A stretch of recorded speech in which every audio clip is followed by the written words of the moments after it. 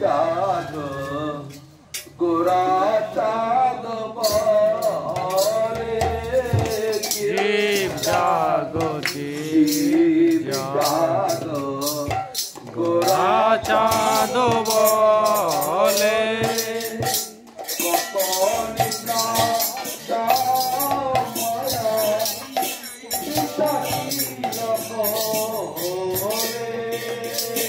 কত নিদ্রা যাও মায়া পিশাচির কোলে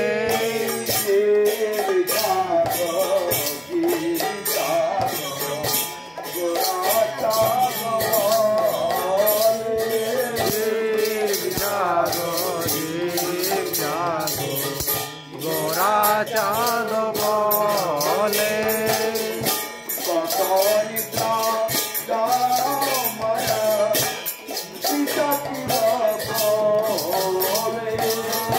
কত নিদ্রা যাও মায়া পিশাচির কোলে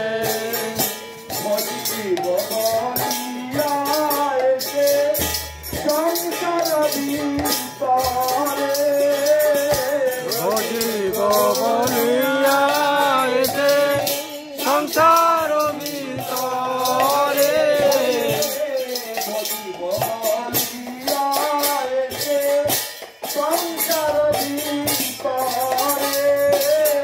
ভজিব বলিয়া এসে সংসার ভিতরে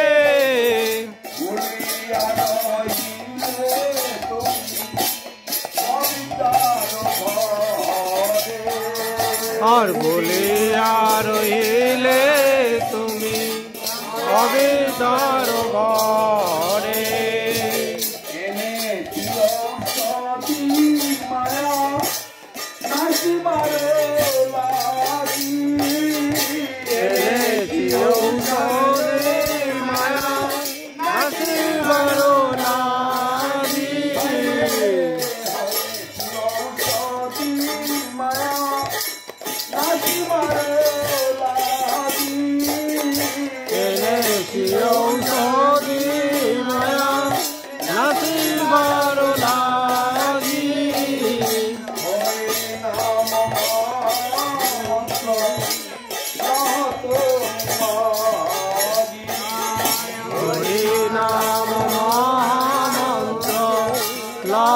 তুমি মাগি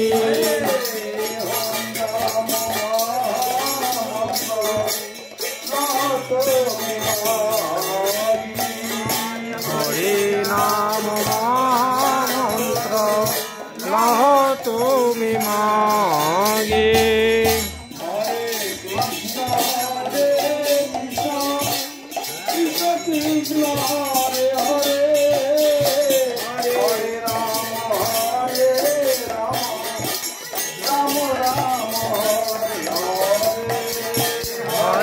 Krishna Hare Krishna Krishna Krishna Hare Hare Hare Rama Hare Rama Rama Rama Hare Hare Hare Krishna Hare Krishna Krishna Krishna Hare Hare Hare Rama Hare Rama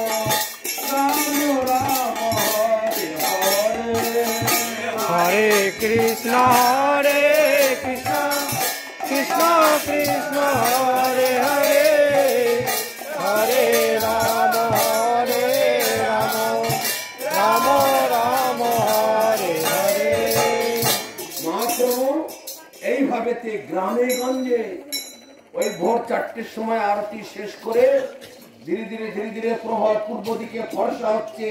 Mahaprabhu জানে অজ্ঞ মানুষ বিষয় অন্ধ জীবের নাই সব প্রকৃত জ্ঞান ধর্ম কর্ম পারমার্থ এসব সম্পর্কে তাদের কোনো জ্ঞান বুদ্ধি কিছুই নাই।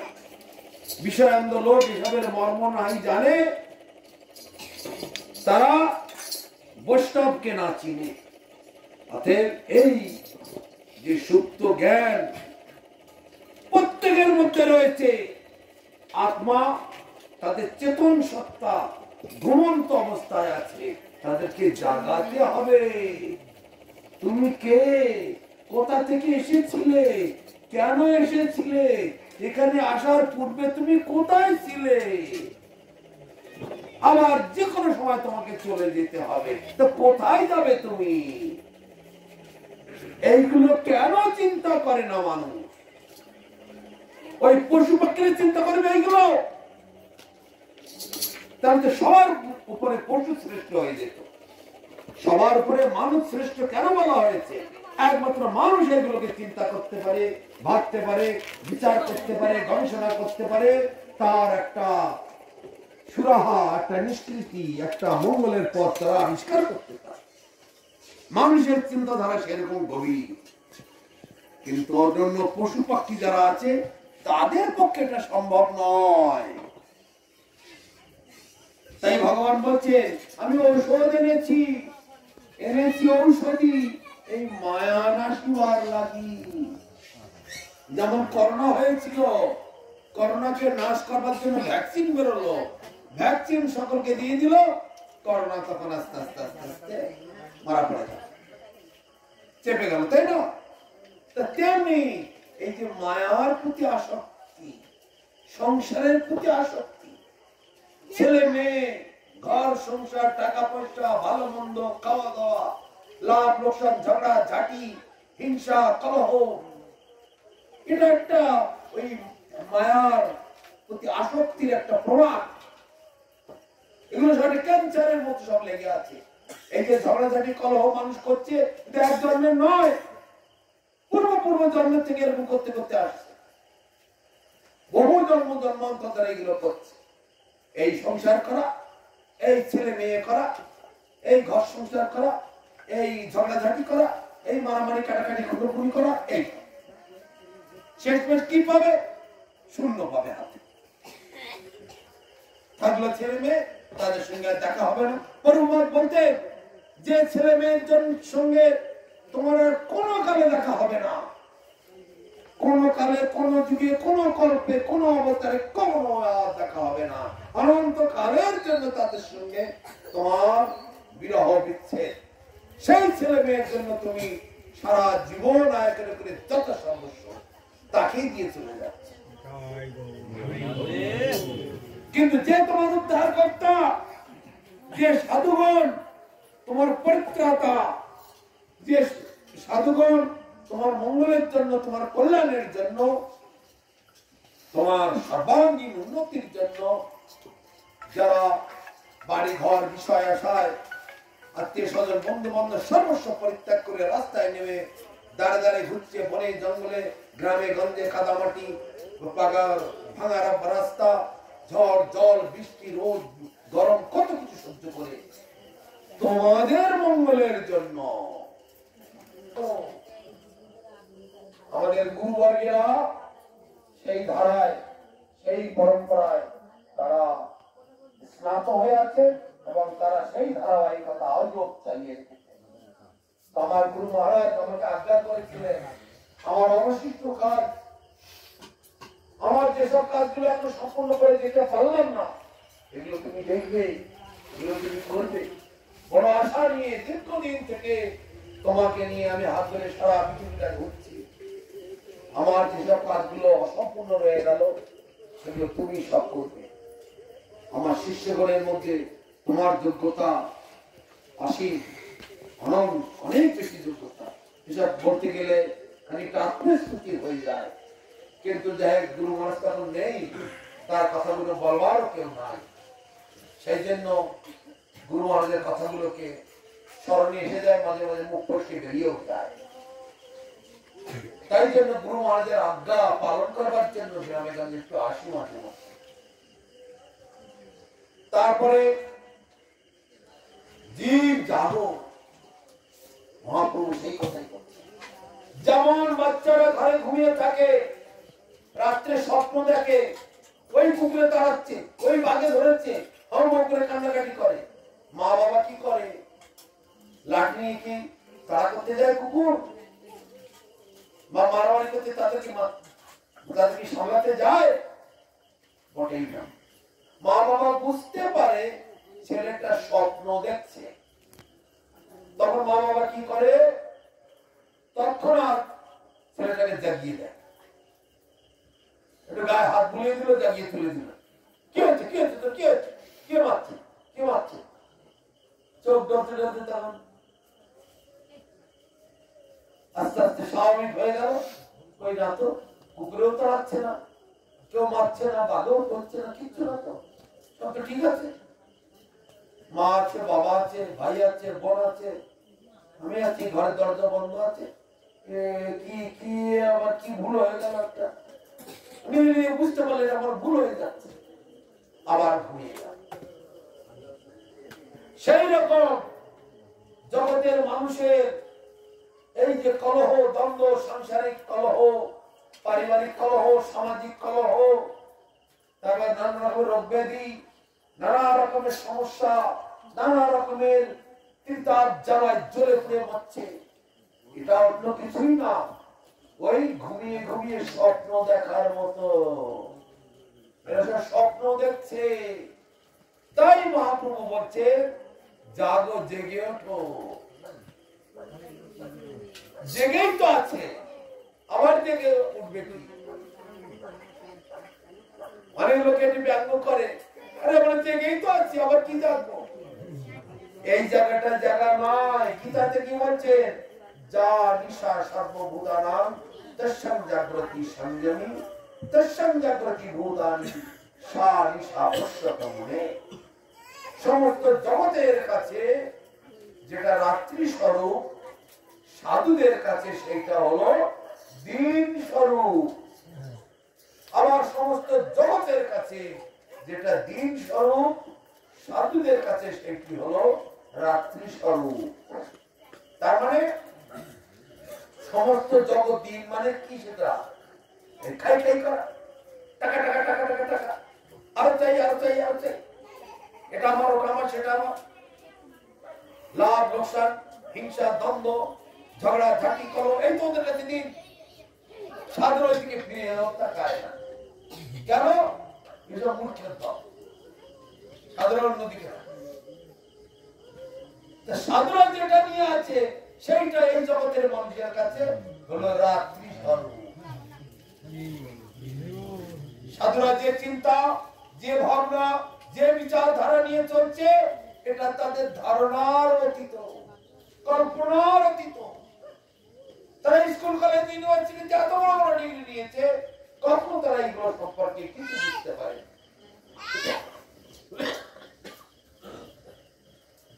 তাদের আদৌ ধ্যান ধারণার মধ্যে এগুলো নাই। তাই সাধুদের কাছে যেটা রাত্রি, সেটা হলো সাধুদের, জগতের মানুষের কাছে যেটা রাত্রি, সাধুদের কাছে সেটি হলো দিন। আর জগতের মানুষের কাছে যেটা দিন, সাধুদের কাছে সেটি হলো রাত্রি স্বরূপ। এটা ভগবান অর্জুনকে বোঝাচ্ছে। অতএব আমাদেরকে সেই কৃষ্ণ, সেই বৃন্দাবনেশ্বর, বৃন্দাবনেশ্বরী রাধা কৃষ্ণ উভয়ে মিলিত হয়ে এই নদিয়াতে গৌরাঙ্গ রূপে এসেছে। এক থেকে দুই হয়েছিলেন রাধা কৃষ্ণ, আবার দুই থেকে এক হলেন গৌরাঙ্গ হয়েছে, দুই দেহ একসঙ্গে। আর কি নাম, ধাম, রূপ, গুণ, লীলা, পরিকর সব কিছু নিয়ে নেমে এসেছে। নবদ্বীপ ধামে গেলে বৃন্দাবন ধামের পরিক্রমার ফল হয়ে যায়। নবদ্বীপ এক রাত্রি বাস করলে নবদ্বীপ হেমগ্রাম ত্রিভুবনে নয়, যোগী অবতীর্ণ মোর চৈতন্য গোসাই। অতএব সেই নবদ্বীপ ধামেতে একবার যদি বাস করা যায়, ও 1000 বার বৃন্দাবনে বাস করার ফল হয়ে যায়। কিন্তু মানুষ বিচারধারা তাদের বড় কম, তীর্থ বড় মনে যায়। কিসের তীর্থ? আমি বৃন্দাবনে অনেকবার গেছি, দ্বারকায় অনেকবার গেছি, কুরুক্ষেত্রে দেখে, আমি জগন্নাথপুরে দেখে, আমি হরিদ্বারে গেছি। এইসব অহংকারী কথা।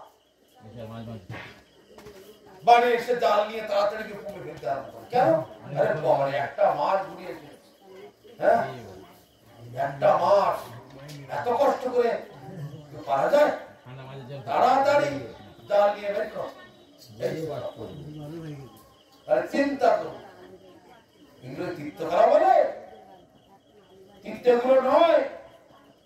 যে স্থানে বৈষ্ণবগণ সে স্থানে বৃন্দাবন, যে স্থানে হরিনাম সংকীর্তন সে স্থানে সাক্ষাৎ বৃন্দাবন। হরি হরি বল। এই হরিনাম যেখানে হবে আমি সদা সেখানেই বিরাজ করি। ভগবান বলছেন নারদ, হে নারদ, নাহং তিষ্ঠামি বৈকুণ্ঠে, আমি বৈকুণ্ঠে বাস করি না। যোগিনাং হৃদয়েন চ, ওই হিমালয়ের পাহাড়ে পর্বতের গুহায় মহা কষ্টের সঙ্গে যেমন মশামাছি, শীত গ্রীষ্ম বর্ষা, সেইখানে সব সাধুরা ধ্যান করছে, যোগীরা। আমি ওইসব তাদের মধ্যেও আমি থাকি না, আমি বৈকুণ্ঠে থাকি না।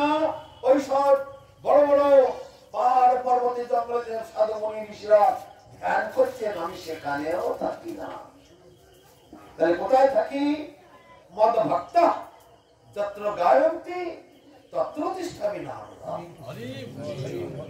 আমার ভক্তগণ যেখানে আমার গুণগান করে আমি সদা সর্বক্ষণ সেখানেই বিরাজ করি। তাদের ভগবানকে খোঁজবার জন্য ওই বৃন্দাবনেও যেতে লাগে না, দ্বারকায়ও যেতে লাগে না। টাকা পয়সা বেশি হলে ফুটানি করা, সব সব জায়গাতে ফুটানি করে আসে। হরিনাম করতে বললে তো করে না, একাদশী করতে বললে করে না, দীক্ষা নিতে বললে নেওয়া না। আমি তীর্থ করে এসেছি যেন একেবারে ভগবানকে বেঁধে পকেটে করে নিয়ে এসেছি। আর আগে নিজেকে সংশোধন করো। তোমার কি পরিচয়, কোথায় ছিলে, কোথা থেকে কোথায় এসেছো, কি তোমার কর্তব্য, এইগুলো গায়ে ঠিক করো। তীর্থ ঘরে আসতে হয়ে গেল। তীর্থ কাকে বলে? তীর্থ কুর্বন্তি তীর্থানি সন্ত সেন গদাবৃতা। তীর্থ হচ্ছে সাধুগণ। এই জগতের পাপি টাপি লোকেরা তীর্থে যায় স্নান করতে, তাদের পাপ তাপগুলো সব ওই তীর্থের মধ্যে দিয়ে আসে। আর তীর্থে যে পুণ্য আছে পুণ্যটা নিয়ে ওরা বাড়ি চলে আসে। আর সাধুরা যায় সেই তীর্থক্ষেত্রে, সেই পাপ তাপ গুলোকে আবার পরিষ্কার করে ধুয়ে মুছে পরিষ্কার করে দিয়ে তীর্থটাকে আবার মুক্ত করে দিয়ে চলে আসে। তাহলে জগতের মানুষের কোটি কোটি পাপ সব ওই তীর্থের মধ্যে গিয়ে সব ঢেলে দিয়ে আসে, ধুয়ে পরিষ্কার হয়ে আসে। আর সাধুরা তীর্থে যায়, সেটা তারা কি জন্য যায়? জুমেয়ার মানুষ ওখানে গিয়ে সব জলটার গুলো সব তীর্থটাকে অপবিত্র করে এসেছে, সেটাকে আবার পবিত্র করে চলে আসে। তাহলে আসল তীর্থ কারা? সাধুগণ। সাধু যারা হরিনাম পরায়ণ, যারা হরিনামকে আশ্রয় করে আছে, যারা সদ্গুরু চরণাশ্রয় করেছে, যারা ত্রিসন্ধ্যা গায়ত্রী জপ করে, ঠাকুরকে ভোগ দিয়ে প্রসাদ পান, একাদশী ব্রত পালন করে, যারা সকলের মঙ্গল কামনা করে, হরিনামের মালা নিয়ে রাস্তায় হাঁটে। আরে আমার হোক বা না হোক, আমার দেখেও তো অন্যজনের একটা উৎসাহ জাগবে। আমার মালাটা দেখে যদি অন্য কারো লোকের কেউ যদি ইয়ার কি আমার বড় হরে কৃষ্ণ জপ করতে শিখে, ওই কৃষ্ণ নামটা তো মুখে তো আসবো।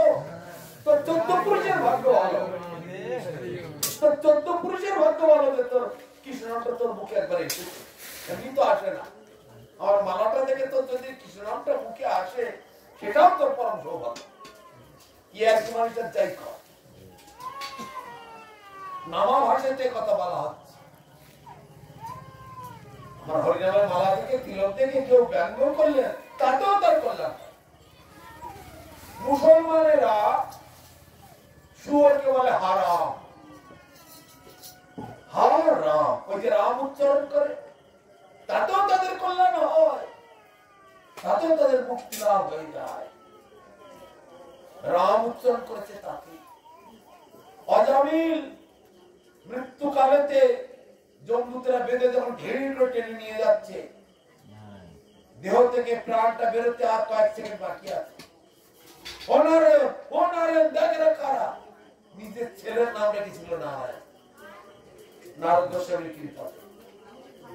বাস আসল নারায়ণ এসে গেল বৈকুণ্ঠ, তার দূতের 4 জন বিষ্ণুদূত এসে গেল। দাঁড়াও, কারা তোমরা? দেখতে পাচ্ছ না আমাদের চেহারা থেকে? শঙ্খ চক্র গদা পদ্মধারী নারায়ণের দূতেরাও এরকম 4 হাত করে, সব নারায়ণের মতোই দেখতে। কৃষ্ণের বাল্যবন্ধুরাও যেমন কৃষ্ণের মতো দেখতে, নারায়ণের ওই যে সাঙ্গপাঙ্গরাও নারায়ণের মতো দেখতে। দাঁড়াও, কোথায় নিয়ে যাচ্ছ তাকে? এই অজামিল মহাপাপিষ্ঠ, একে জমালয়ে নিয়ে যাচ্ছি, সেখানে গিয়ে শাস্তি হবে। আচ্ছা, শাস্তি হবে? দাঁড়াও, সে যাবে বৈকুণ্ঠে। সে কি কথা? মহাপাপিষ্ঠ অজামিল হেন পাপী এই যুগে আর নেই, এটা জমালয়ে গিয়ে শাস্তি হবে। যাও, তোমাদের রাজাকে ডেকে আনো। তো ওরা দূতেরা ছিল 3 জন, 2 জন থাকলো আর 1 জন গেল রাজার কাছে খবর দিতে, এরকম এরকম ঘটনা। সঙ্গে সঙ্গে যমরাজ এসে গেল, সঙ্গে তার সেক্রেটারি চিত্রগুপ্তকে নিয়ে চলে আসলো। চলো চলো চলো চলো, কি ঘটনা ঘটেছে দেখি। বিষ্ণু দূতেরা এসেছে 4 হাত করে, শঙ্খ চক্র গদা পদ্মধারী। কি কথা? শিখি চলো, শিখি চলো। সঙ্গে সঙ্গে ওরা সব মনের গতিতে চলে আসে, চলে আসলো। চলে এসে তখন দাঁড়াও, কি হয়েছে ঘটনা? তখন সব বললো, এই অজামিল এই করেছে, সেই করেছে, এই করেছে। যমরাজ বললেন, খাতা করো, খাতা করো। চিত্রগুপ্ত খাতা বার করেছে, খাতা পাস করছে, সব জায়গায় লাল কালি, সব জায়গায় লাল কালি। অপরাধী, গরু চোর, লোকের বাড়ির টাকা চোর, সোনা চোর, গয়না চোর, মানে জ্ঞান পাবে, লোকের ডাকাতি, চুরি, খুন, ঘরে আগুন, তারপরে ধর্ষণ, তারপরে পশু হত্যা, নারী হত্যা, শিশু হত্যা, সব রকমের সব, যে পাতা উল্টে সে পাতা সব লাল কালি, লাল কালি সব। একেবারে শেষ কালে তখন দেখছে সবুজ কালির দাগ পড়েছে। কি সেখানে লেখা? নারায়ণ নারায়ণ করে দুবার ডেকেছে। ওই যে নারায়ণ নারায়ণ করে দুবার ডাকলো, তাতে এতকালের যে পাপ সব চাপা পড়ে না। ভগবানের নামের এত শক্তি। ভাগবতে বলা হচ্ছে, 1000 1000 বছরের অন্ধকার যে ঘর, সেই ঘরে যদি একটা দিশলাই কাঠি জ্বেলে দেওয়া হয়, মুহূর্তের মধ্যে 1000 1000 বছরের অন্ধকার পালিয়ে যায়, এ ঘরটা আলোকিত হয়ে। তাহলে ভগবানের নামের এত শক্তি। তখন যমদূত বললেন, ভগবান বিষ্ণু যখন পাঠিয়েছেন, নিশ্চয়ই কোন বিচার বিবেচনা করেই তো পাঠিয়েছেন, তিনি তো আমার মতো মূর্খ নন। অতএব তোমরা এই অজামিলকে আর নিতে পারবে না। যাও, সিকিউরিটিকে দিয়ে যা, বেঁধে ফেলে তো, খুলে ফেলো, খুলে ফেলো। তাহলে আমাদের এখন থেকে কি করব? যেখানে তোমরা ভগবানের নাম উচ্চারণ করতে দেখবে, যেখানে গলায় মালা দেখবে, তিলক দেখবে, হাতে হরিনাম দেখবে, কখনো তাদের কাছে যাবে না। পারলে দূর থেকে তাদের প্রণাম করবে, করে আশীর্বাদ চেয়ে নেবে। হে বৈষ্ণব ঠাকুর, আমাকে কৃপা করো, আশীর্বাদ চেয়ে নেবে, দূর থেকে